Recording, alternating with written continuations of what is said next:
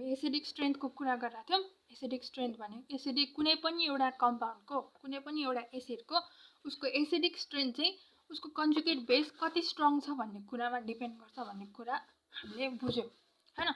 अब चाहिँ सबै एक्जाम्पल गरेर बुझ्ने हो क्या। मैले के भनेको थिएँ पहिला एसिडिक स्ट्रेन्थ भनेको directly proportional to stability of conjugate base. Conjugate base भनेको कुनै पनि एसिडले H+ दिएर बाँकी बस्ने चिजलाई भन्छ कन्जुगेट बेस भनिन्छ। यति कुरा थाहा छ है।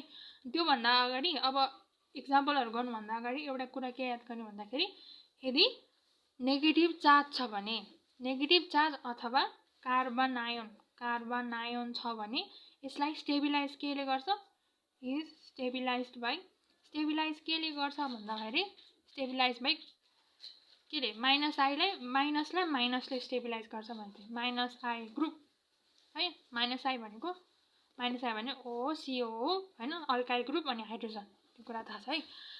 यदि नेगेटिभ चार्ज छ भने त्यसलाई stabilize by negative group OCO हैन यसले के रे यिनीहरू चाहिँ माइनस आईमा चाहिँ त्यही NF3 NR2 NH3 हरू थियो है। OCO हैन माइनस आई ग्रुप भनेको यो यिनीहरू माइनस आई ग्रुप भनेको यिनीहरू है। यिनीहरूले चाहिँ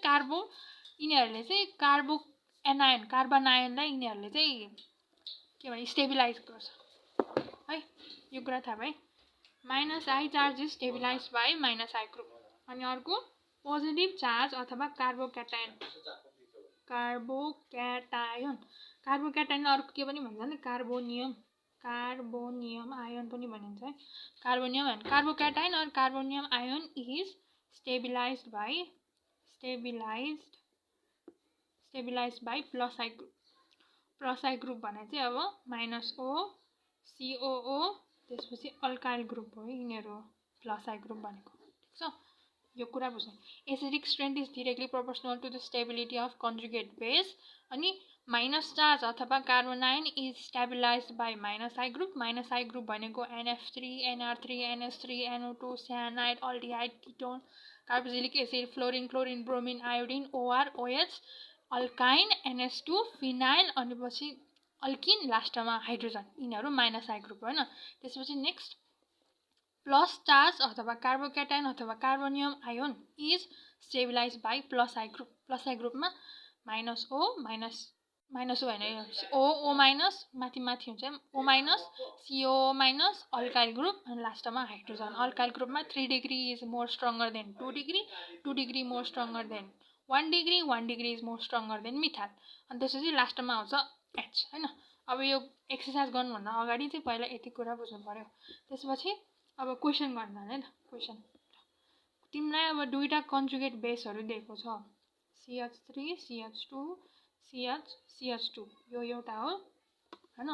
अर्को चाहिँ CH3 CH2 CH2 यहाँ माइनस छ यहाँ माइनस चार्ज भनेको कार्बन आयन हो है कार्बन आयन हो। यहाँनिर NO2 ग्रुप छ।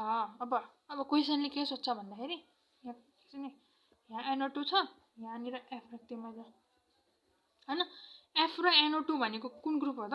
F र NO2 भनेको प्लस आयो कि माइनस आयो? F र NO2 भनेको माइनस आई ग्रुप हो। कुन चाहिँ स्ट्रङ छ भन्दाखेरि फ्लोराइन स्ट्रङ कि NO2 स्ट्रङ?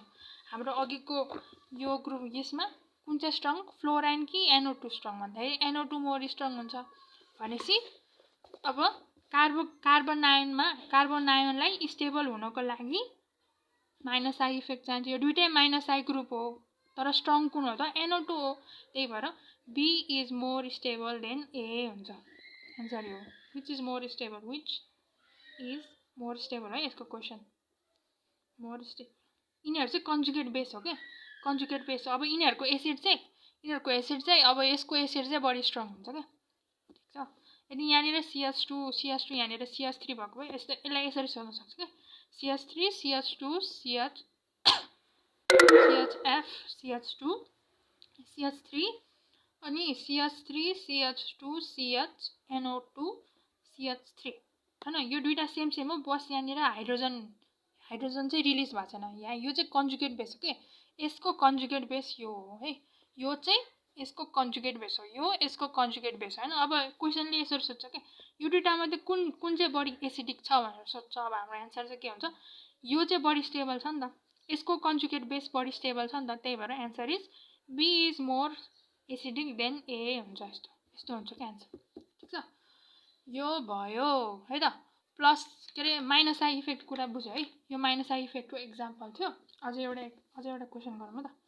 अर्को क्वेसनमा एउटा के भन्दाखेरि CH3 CH2 CH2 माइनस भनेको कार्बन आयोन यहाँनिर एउटा ग्रुप जोडेको छ फ्लोराइन है, फ्लोरिन छ, यो भयो। अर्को बिनमा CH3 CH NO2 CH2 minus है, दुइटै के हो, कार्बन आयन हो। कार्बन आयनहरूलाई स्टेबल, यिनीहरू स्टेबल छैन।